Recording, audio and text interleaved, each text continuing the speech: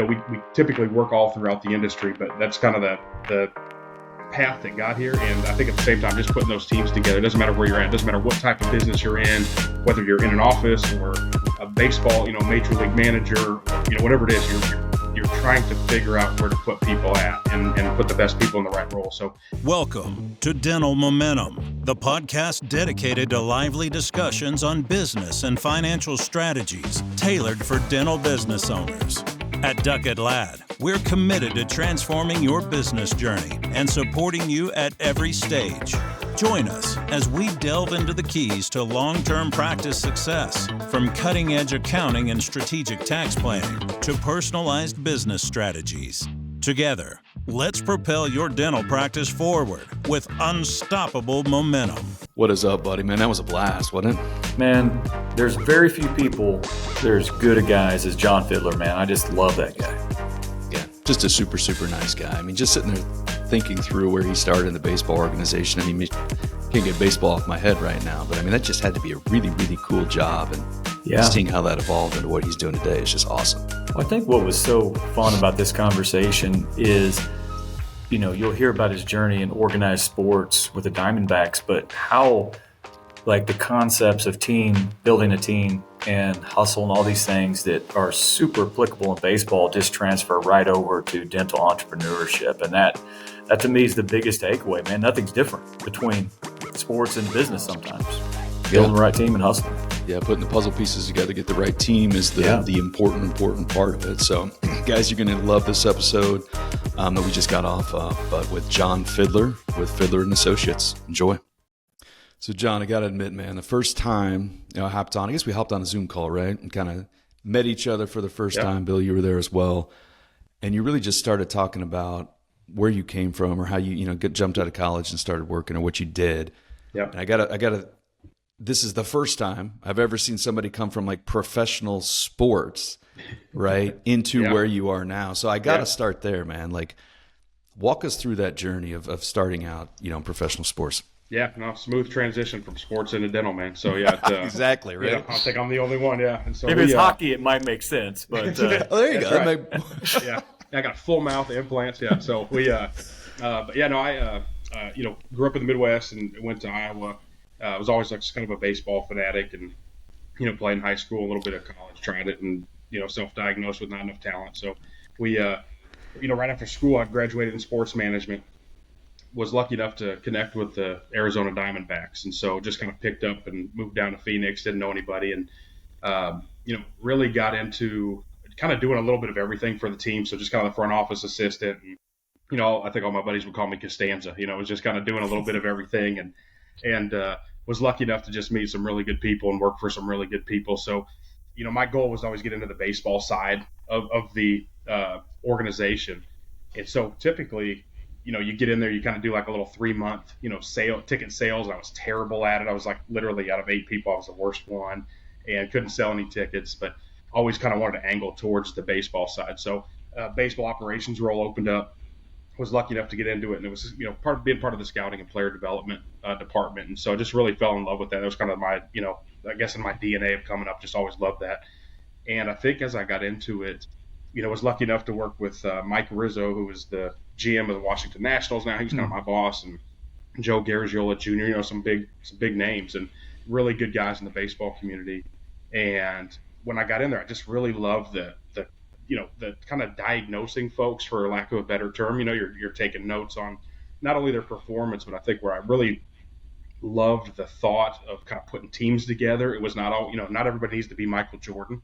You also need some people that can shoot 3-pointers or deliver assists and all these other things. And so for whatever reason, that just kind of I just love that stuff and kind of moving puzzle pieces. And so, I was kind of the liaison between the major league, club, and then that trickled down to the AAA, AA, single A, and then we had some rookie ball teams. And so, there's all these moving parts, and you're putting these teams together, and the draft is involved. So there's just a lot of things, and I just really love that part of the job. I mean, I love the baseball side, and the games and winning and all those sorts of things, but putting the team together is really what kind of drew me into it. And then, as I progressed, I don't think this is a big secret. When you're on one end of the spectrum of it's wonderful in sports and it looks great, not a lot of salary involved. And, Mm-hmm. So you're kind of doing it for the love of the game, and, lasted there about 7 years, which was great, and would never trade that time. So I think I learned a lot of, the leadership and the management and the putting teams together and those sorts of things. So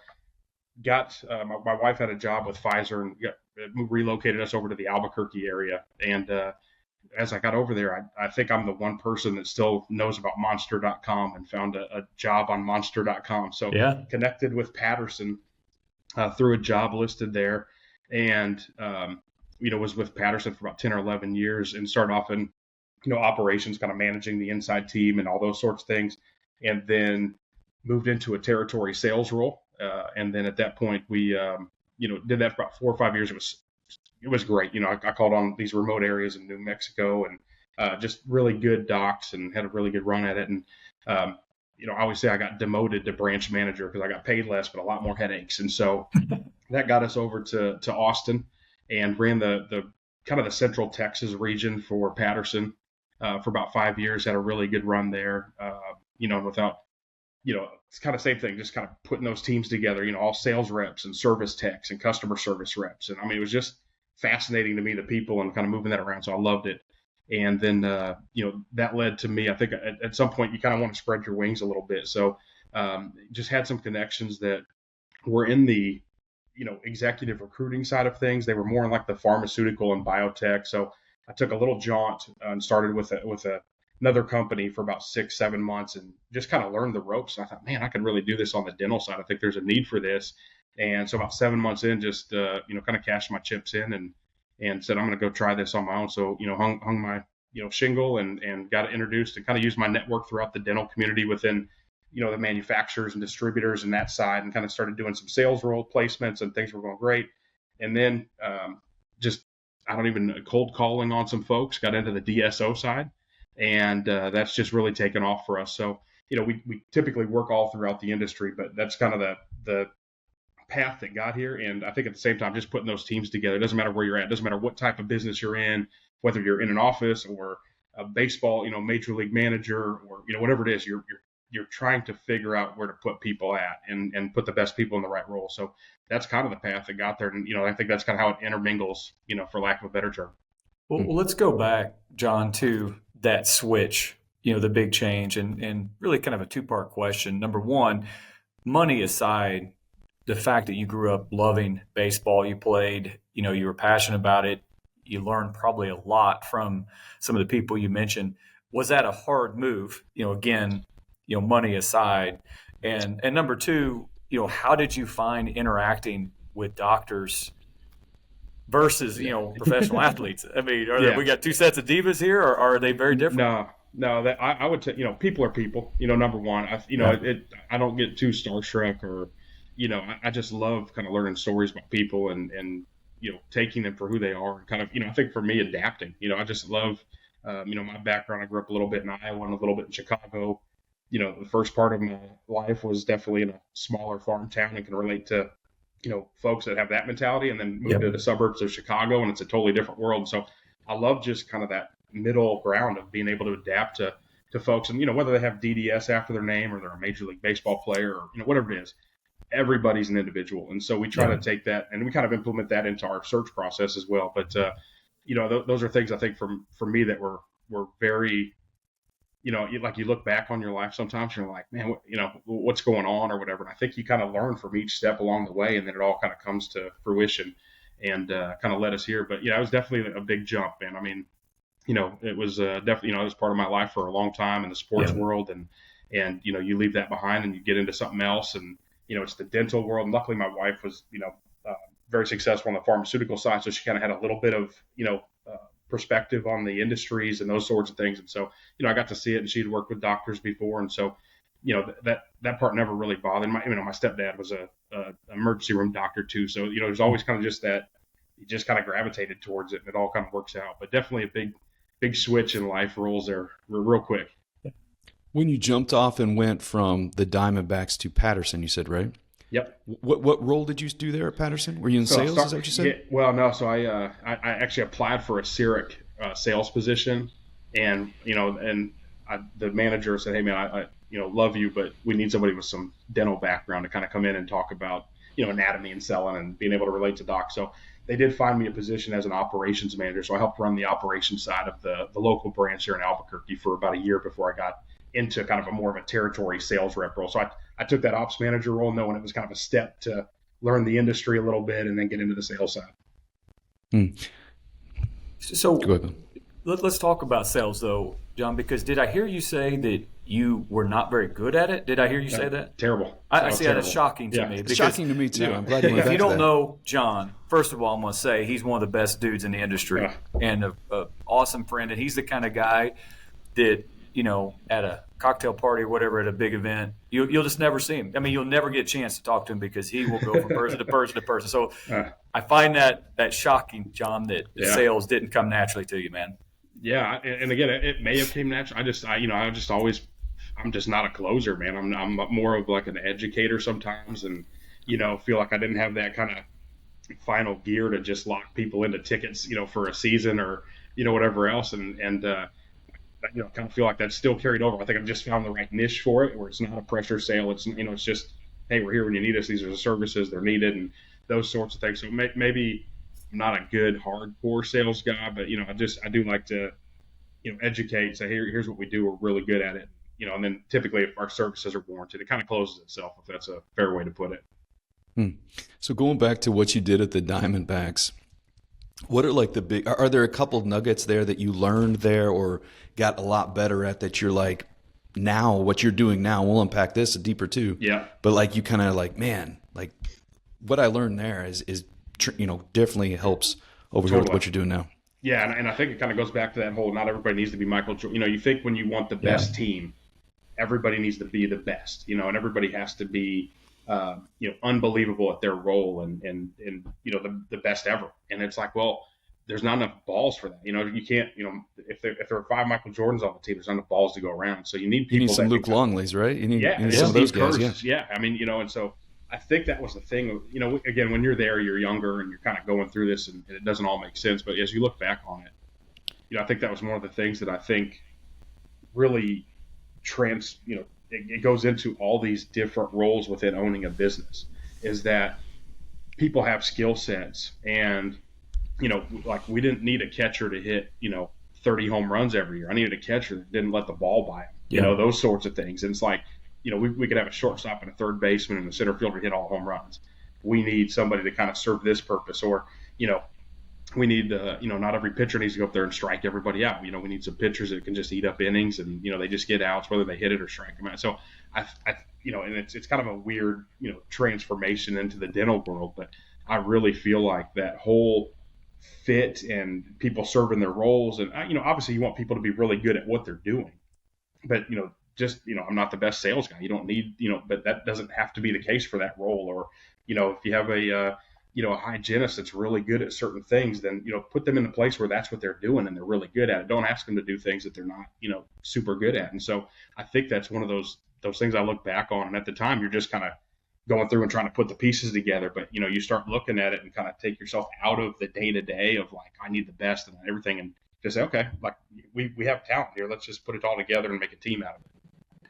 Well, let's think through this though, Jon, because we left the Diamondbacks. And, because you wanted to, provide family a little bit more, you looking for a different type of salary.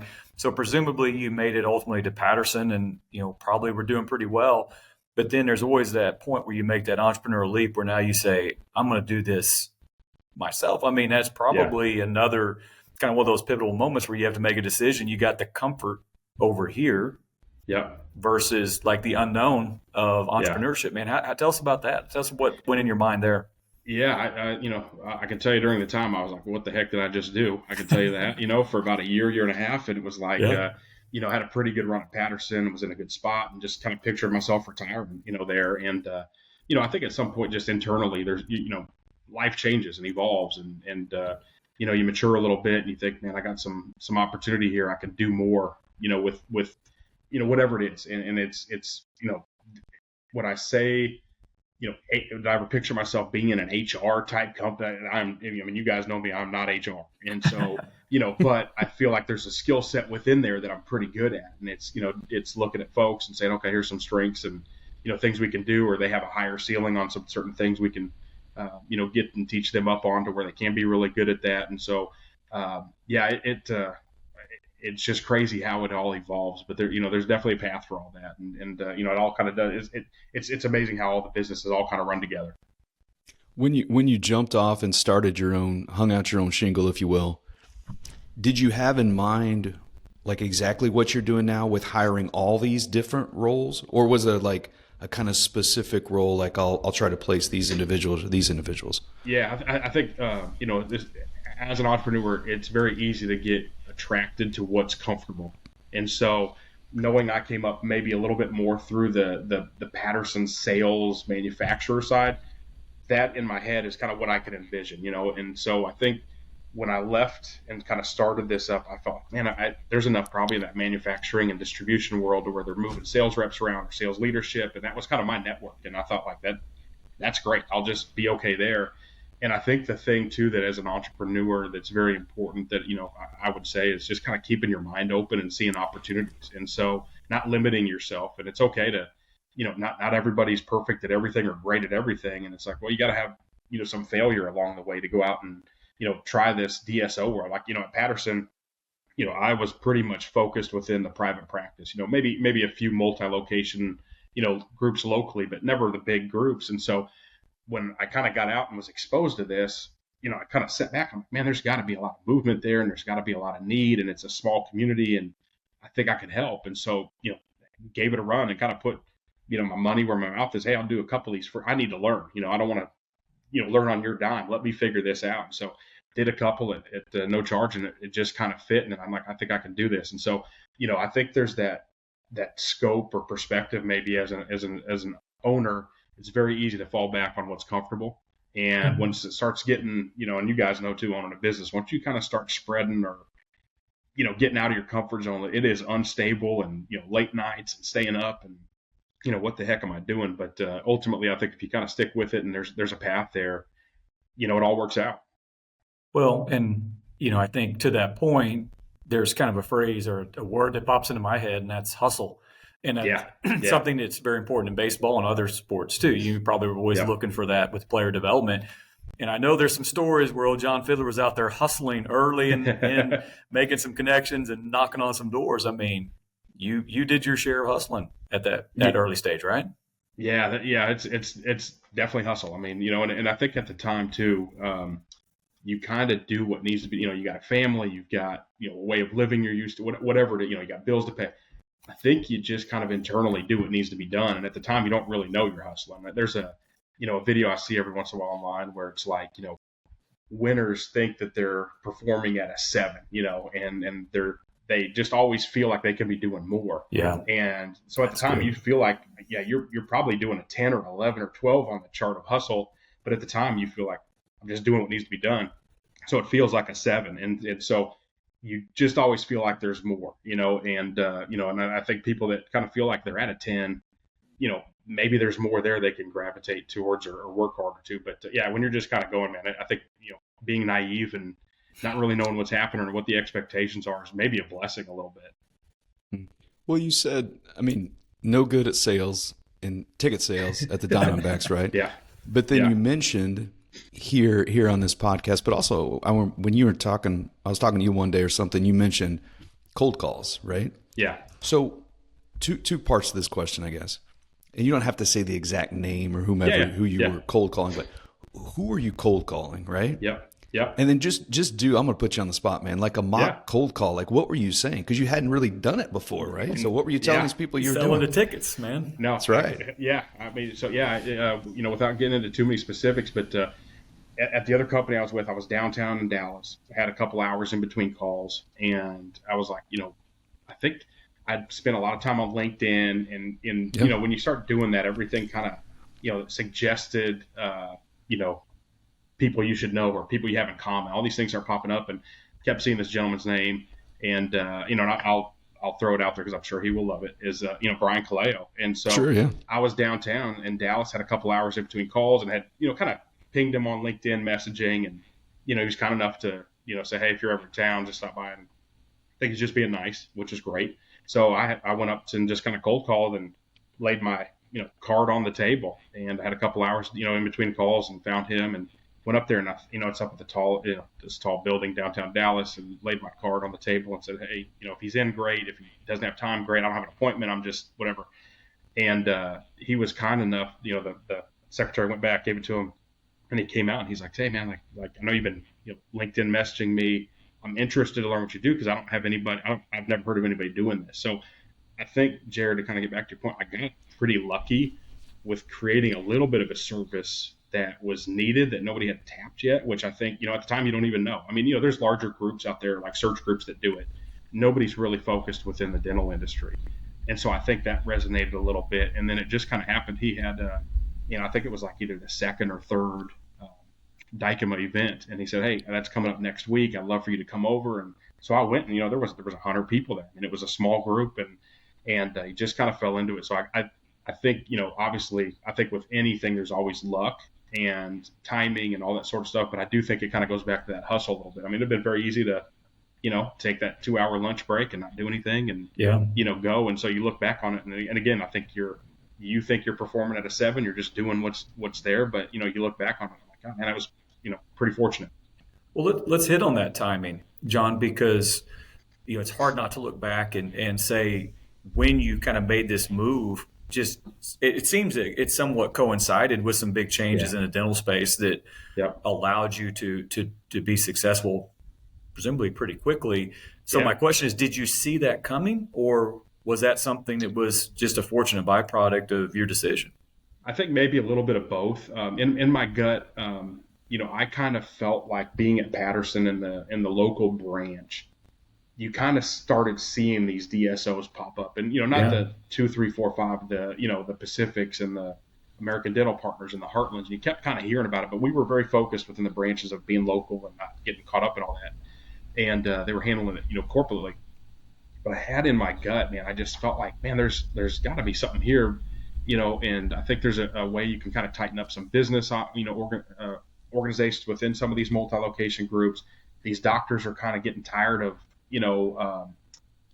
running a business. They just want to be, a lot of them just want to be clinical. They just want to like do the dentistry and care about the patients. And then here they are getting caught up in hiring people and, HR issues and billing and revenue cycle and all these things that they've never been taught. And so, I think there's a path there. When I was doing it, I'm like, man, I can see where this would work. And so, you kind of get into it a little bit, and the more you got into it, you're like, okay, there's like this whole system here of underground, and private equity was getting involved at the time, pretty minimally, I think, at that point, and that's ramped up quite a bit to even kind of tighten up the the business side more, and that can be a blessing and a curse, depending on who you talk to. But I just felt, I think internally, you could kind of see that's where it was heading, and so just kind of jumped on the train and took a run with it. So timestamp that. How many years back was that? So I think that was probably about 2016, 2017. So we kind of opened doors in 17, but I feel like I started seeing it in the branch level at 16, because it started affecting a lot of our customers that we were selling to were now, selling and going to a large group. And so, something is here. So, and again, the DSO world was happening long before that. Sure. I just felt like my interaction with it was starting to see it really ramp up, and it was really starting to affect us. And I'm like, there's something here. Well, I just broke this down. You said you were lucky. I'm a firm believer that lucky follows hustle, right? It's weird how that works, right? Yes. Yeah. But just curious, what did you tell Brian that you did or you were going to do? Yeah. So I just basically said, hey, and at the time I had kind of joined with that in between firm for about 6 months. So this was during that time period of we do executive search, but they were in, more biotech and pharma and everything. So we had the process laid out, and I learned that side of it. So I kind of feel like I got my master's really going there, learning how this is done. And then, as a business person or entrepreneur, you're like, man, I feel like I could do this, and there's a spot for me, and I can use my network and not have to rely on other folks. And so I went up and basically just told Brian, I said, hey man, I, do executive search within the dental industry, kind of looking at these DSOs. And it seems like, you're kind of the ringleader of a lot of this, and you're very involved in it. And he says, man, I get, I do get questions about that quite a bit from these groups that are growing or structuring, and they need a director of operations, or they need a CFO, or they need, so it just was kind of like this weird, timing, and, fortunate enough, he was willing to open that door and let me in. So kind of make sure I get this timing right, and the risk that you took on.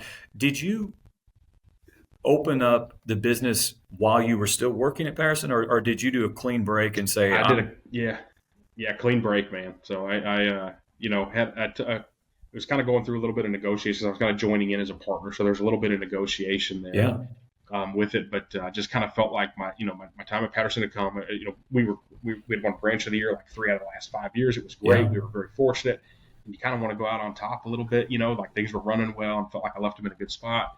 And just kind of felt like I saw this opportunity. I had been in negotiations with the gentleman that ran the other company for, a month or two, and just kind of knew it was happening, but it was going to be a process. And so I thought, man, let me take a couple months here and cool the jet. So I was fortunate enough. I did leave Patterson just kind of cold turkey, and took about a 2-month kind of stint as we were negotiating, and then started back to that. Do you think that was important in your journey that you did kind of cut cold turkey with Patterson and just have 100% focus on this? Or is that something you look back on and say, man, that was kind of crazy that I did that? I think probably a little bit of both. So, in all honesty, I look back, it was definitely crazy. I mean, with a family and, lucky enough, my wife was, put up with me for that amount of time, and was, able to support us enough to, get through that, and God bless her. But we, got going, and then, I think at the same time you kind of burn the bridges a little bit. There's no really going back. And, I always felt like I had a strong enough relationship with folks. If something did happen or it got down to the nitty gritty, I knew enough folks there'd be an opportunity for myself somewhere. So I don't want to say it's like completely burn the bridges. You're just like, you can't go back. But I did feel like that is, I put a lot of time in it, 10 or 11 years, and it was just kind of time to kind of cut it and go see if you can do it. So, everybody, I think, handles that differently. I think some folks are okay with kind of balancing out and kind of baby stepping into certain things. I just felt like, if I'm going to do this, let's go do it. And so just kind of jumped in, and it's kind of thing. It turns your 7s into 10s on the hustle chart, because there's no going back. There's no supplemental income coming in, those sorts of things. Did the new, I'll call it the new business, right? You said 2007. Did it pick up traction quickly, or was it like slow build? It was pretty slow. It took me, the executive search process is not an immediate, you don't walk in and close and here's your candidate on the same day. So you're kind of out there building the business and letting folks know what you do. Was lucky enough to get in with a manufacturer that had a couple of needs on a sales wise, but then those searches take, 90 days, 180 days. And so it's like, and then you don't get paid until after that. So, you kind of go, I think, I went over a year without paycheck, a year and a half by the time I'd built up these, contacts, and, and you're sitting there, and, my whole goal is with families is I don't want them to realize, like, I don't want them to feel the effects of my bad decision, basically, is what it was. And so that, again, kind of that motivation to keep going. And so we were fortunate enough to plow through that. And once those first couple go in, there's kind of like, I'm assuming you guys, once you kind of get those first clients and things go well and people are sticking and everything's good, you're like, okay, I can do this. And now you've got a story to tell of here's some success stories and going out. So I look back and I very thankful they gave me an opportunity without, kind of a track record, in all honesty. But at the same time, they did go well. I kind of felt like, okay, I can do this. And then it just kind of picks up your confidence, and you get going. And now you got a story to go, and here we are. So why do you think they gave you a shot without that track record? Well, again, you look back, I think a lot of it was my connections with them beforehand. So when I was at Patterson, I knew the group, and, kind of had told them, hey, here's what I think I'm going to do. Is there a need for this? And, and they didn't have opportunities for me right when I started. And I didn't want to rely on them. Make them, guilt them into anything. I mean, I'll take all the pity business you want, but I didn't want them to feel like they had to give me anything. And so, we got probably 3, 4, 5 months in, and something had come up, and they reached out, and, and again, I try to flip myself as a consumer.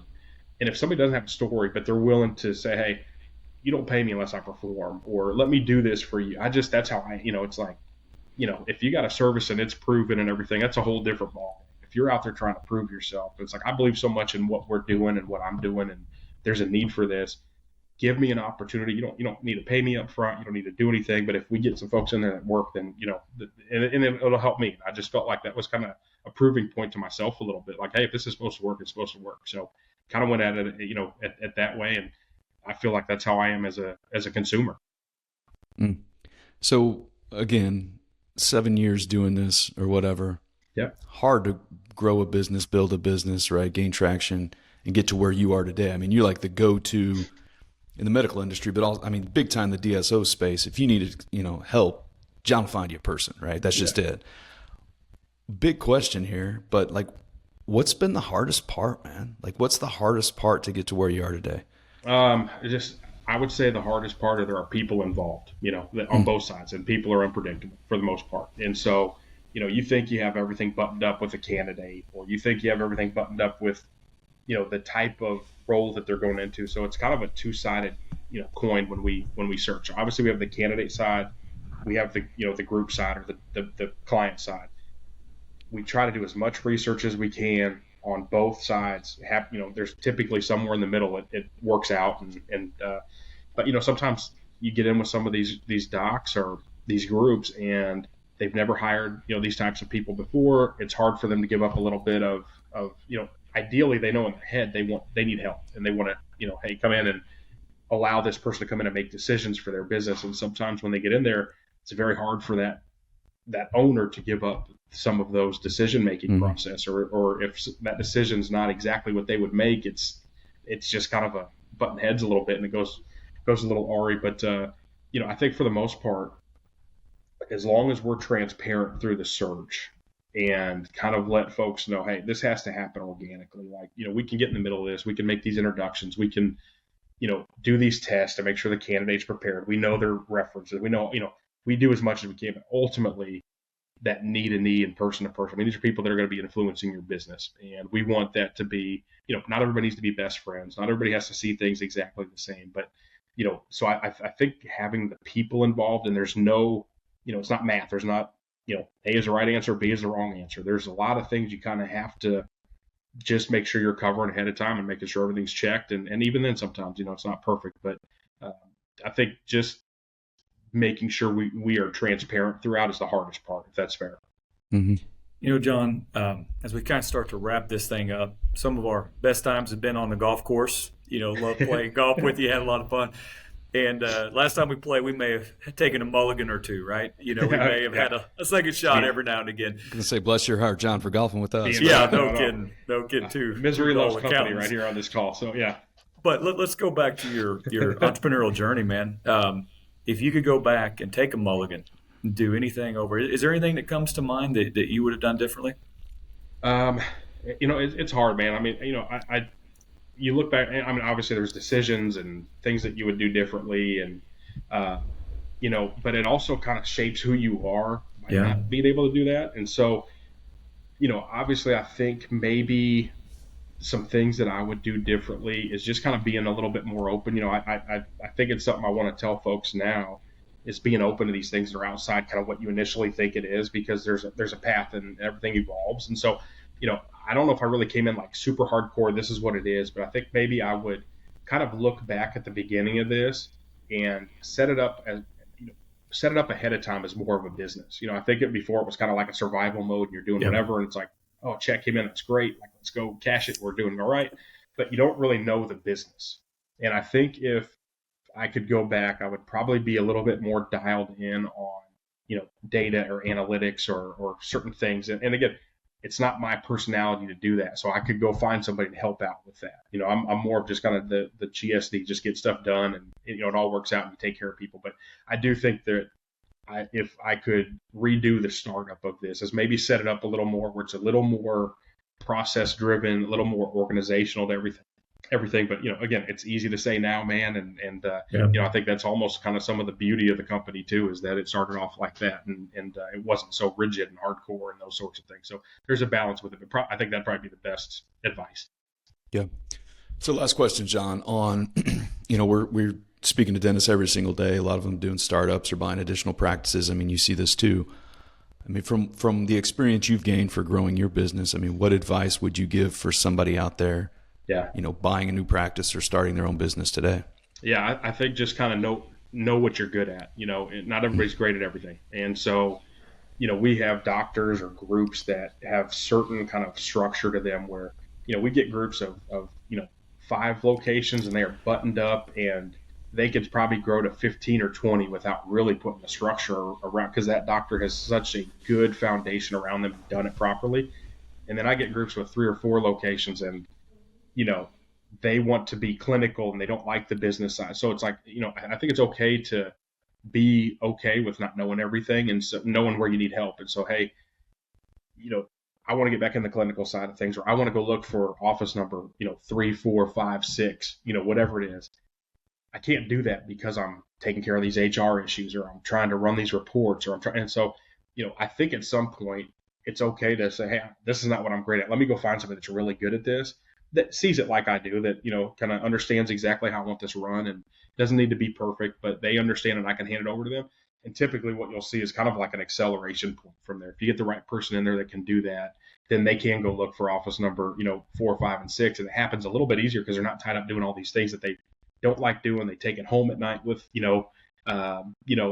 worried about these things that are not what they love to do. So they're just kind of beating themselves into this like circle. And if you find that right person, man, it can really elevate, I think, not only the practice, but I think just the lifestyle and the life of the owner. Mm-hmm. That's good, man. I'm just sitting here thinking something you said earlier about, I think you were talking about the catcher on the baseball team. It's like, hey, I don't need the catcher that hits 30 bombs. I need a catcher who can block, right? Keep the ball in front of them, right? Yep. Keep the runners from not stealing, all that fun stuff. I'm just always thinking about how things work together. I mean, I'm going to be thinking this through when I'm talking to groups. Like, I think a lot of groups or just dental practices in general might have like a badass on their team, and they're like, hey, go play catcher. But really, they're not very good at catcher. Yeah. Right. Yep. And they should find somebody else to be a catcher, but they're like, nah, I got this person. We're going to put him over here because we need that position. Yep. But they're just not very good at it. So I see how this works. Yeah. Yeah. And I do, it's very easy to sit here and say, oh, just go hire somebody else or just go do, Sure. I mean, those are big steps for an organization, and, especially, obviously the budget, those sorts of things. But I think if you can get to the point to where I always tell people, take a step back out of the business, right? Because we're all just trying to survive the day to day. And if you can take a step back and say, okay, this person would be better at this. They enjoy doing it. They're good at it. I'm not putting them over here. It's kind of the same thing. I'm not putting them in a place where they're doing stuff they're miserable. And it's just going to help kind of the overall culture and all those sorts of things. And, and again, it takes a team effort. Sometimes, not everything's perfect. You're not only going to get to do what you love to do. So, it does take, a team effort to kind of get in there and dig in. But I think once you get to a certain spot, you do kind of understand where people are good, and you grow as a leader and can kind of move that around, and then ultimately just elevates everybody. Yeah, that's good. John, we appreciate you. You were sitting there talking. I'm sitting here giggling in my head. I was going to say, John, we got to get together and golf again. And I'm just picturing the first hole when we golfed last time. We were playing a 4-man scramble, right? I don't know if I hit it off first. Another guy went first. I went second. Bill hit third. I think we lost 3 balls. No, we lost 4 balls, didn't we? And then John gets up. He's like, what have I got on my team? That may have been one of those mulligans I was talking about. I don't know. Maybe 4 mulligans. Yeah, the pro shop had a good day, I think, when, selling some golf balls when we were there. So, yeah. I think we're on hole 9. We're like, where'd all the balls go? Did we buy balls? How's this happen? So. Oh, man. John, I appreciate you. I know you're a super busy guy. I've been jumping on here talking to some accountants. I mean, you just got a really cool story. And I love it. Like I said, you're good at what you do, and you're just a people person, and you can definitely tell that get you where you are today. Yeah, no, I appreciate the opportunity, man. It's been great getting to know you guys, and appreciate the opportunity, and looking forward to losing some more golf balls with you. Game on. So. All right. Thanks, John. All right. See y'all.